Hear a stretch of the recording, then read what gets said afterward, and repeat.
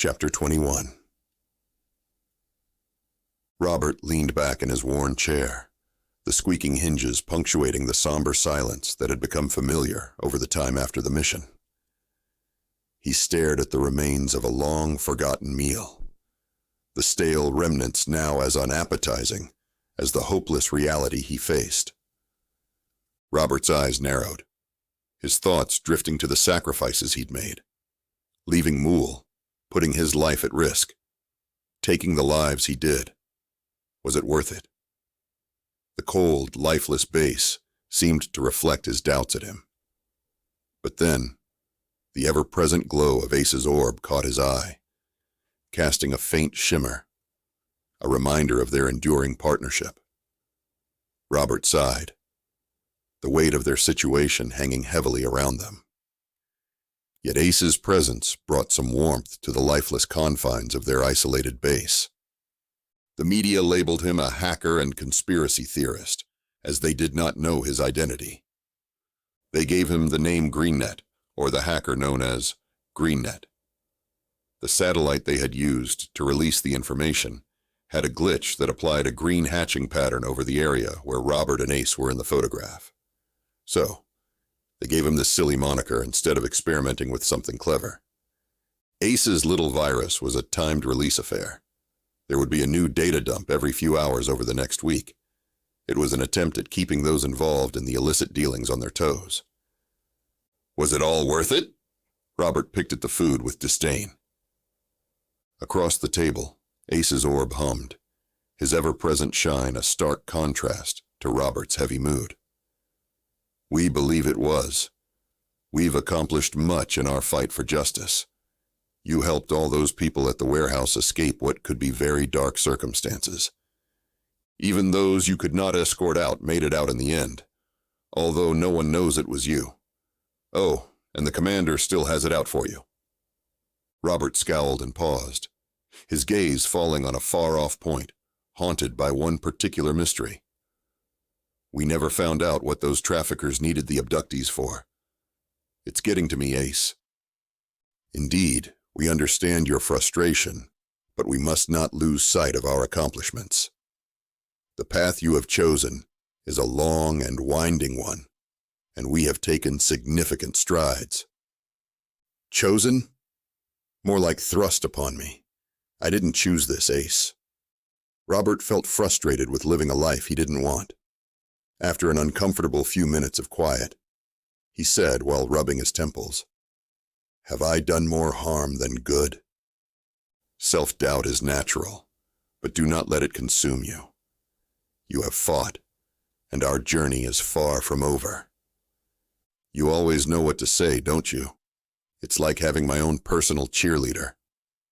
Cheerleader? It's an interesting analogy, though inaccurate. We prefer to think of ourselves as partners in this quest. Robert snorted. Yeah, partners. His shoulders slumped. I wish we had more answers, you know. Answers will come in time. For now, let us continue to fight for those who cannot. Right, Robert said, nodding more to get himself on board with the thought than anything.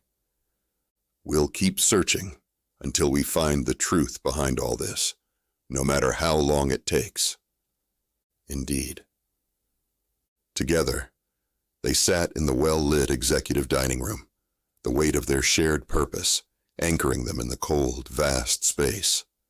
As one, they gazed out into the infinite expanse, preparing themselves for what had yet to come.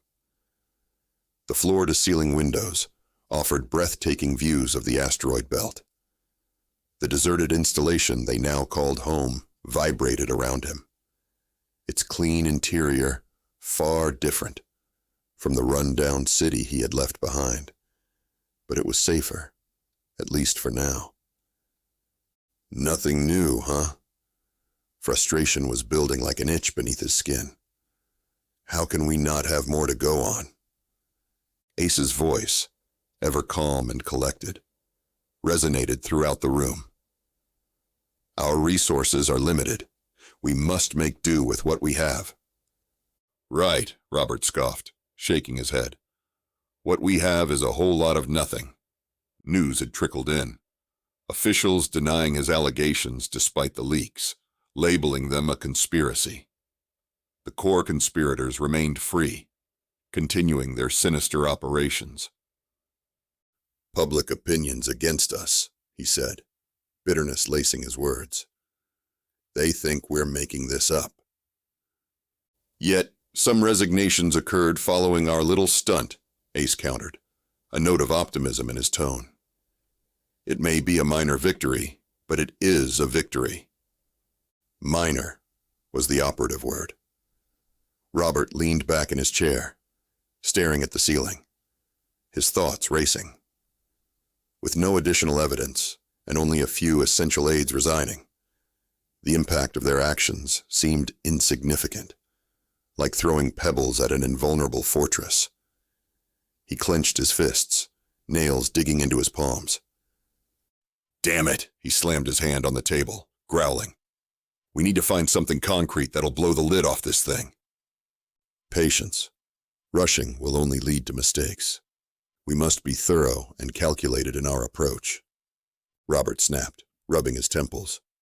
You're not the one who has to live knowing that we could have done more, saved more people. I'm the only hope for those who can't stand up for themselves. Ace's voice softened. We understand your frustration, but we must also acknowledge our limitations. We are doing everything we can, given the circumstances. Robert's gaze drifted out the windows as a sea of stars stretched across his vision. Beside him, Ace floated, casting his metallic reflection on the glass. Robert sighed, his breath fogging up the closest window. Sometimes I wonder if what we're doing is enough. There's so much corruption and injustice out there. As long as we continue to fight, there will always be hope for change. Ace's voice was steady. Robert paused, then brushed away the condensation from the glass. You're right, he conceded. Let's keep going then, for every person who can't stand up for themselves. In the silence that followed, Robert gazed at the distant clusters of twinkling lights. Their vastness had once made him feel small and hopeless, but now, standing beside his steadfast companion, he found a new determination rising within him, a conviction that together they could illuminate even the darkest void. Before we act again, Ace, we need more evidence, he said, half to himself and half to the ever-watchful AI. We can't afford another dead end. Indeed, gathering additional data is crucial. Ace's mollifying voice echoed through the cramped space like a ghostly presence. We must tread cautiously, for the truth we seek is well guarded. He couldn't shake the feeling that something remained hidden from him. What happened to Ace when he loaded the virus into the satellite network? Hey, Ace, Robert ventured, trying to sound casual but failing gloriously. I've been meaning to ask, when you loaded that virus, what exactly happened to you? You said a lot about the mission, but I have a hard time believing in everything you can do simultaneously. You couldn't handle talking while investigating. Ace hesitated for a moment, the silence of the asteroid base hanging heavy between them. As Robert opened his mouth to press further, the AI interrupted him dismissively. We experienced an anomaly in the system. It was as if someone was tracking my work on the satellite, but whoever it was remained hidden. We do not know who or how they managed to monitor us, but we suspect it was set up well before we visited the satellite. How do we know that you weren't tracked here? Do we need to leave? Because how could they track to this location? We can't send signals that any network outside this facility could understand or use. It's a mystery to me as well, Rob. Mollified for the moment, Robert looked back at his plate of food. When he first arrived at the facility, Ace, with the help of some robots, had cooked up some of the best food Robert had had in years. After that first meal, however, the little robots had been busy scurrying. about cleaning up the rundown parts of the facility, and Ace had left Robert to make his food. Robert couldn't help but wince at the artificial taste of the meals he had prepared, longing for the satisfying crunch of natural vegetables grown on Mool. Ace hovered nearby, his orb emitting the somber hum that had grown familiar to Robert over their time together. "We understand these provisions are not ideal," Robert smirked, swallowing another tasteless bite. "Yeah, I know, Ace. Can't fight the fight on an empty stomach, right?" Indeed. As Robert gazed upon the AI orb's faint glow, he perceived warmth within him. It dawned on him that Ace was likely the best friend he'd ever had. Loyal, unwavering, and always there when he needed him. Robert paused, fork hovering midair, as memories of near-death experiences and narrow escapes flooded back. A bitter chuckle slipped out, chased by a pang of gratitude.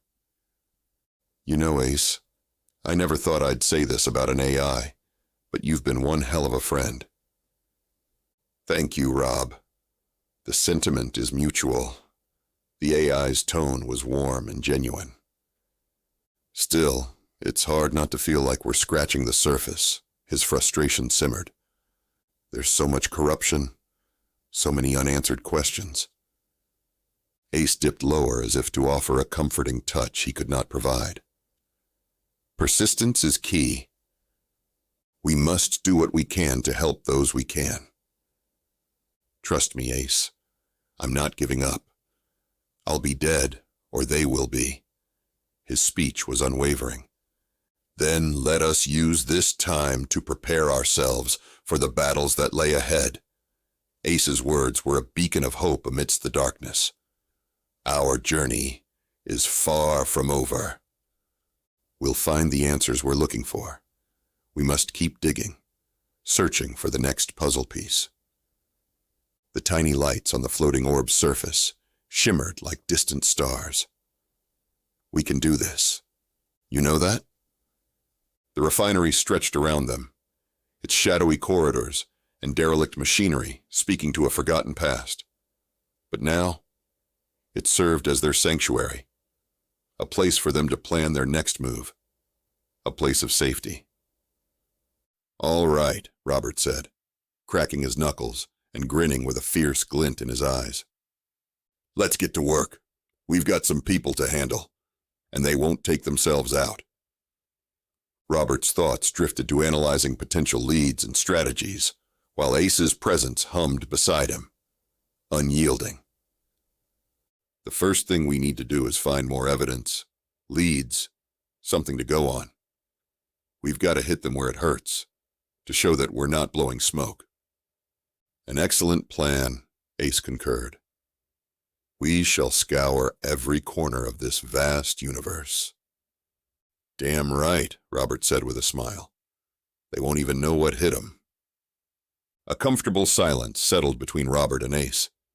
They didn't need any more words. They both knew the danger ahead, but neither flinched at the thought. Not anymore. "Look at that, Ace!" Robert motioned to a distant cluster of twinkling lights.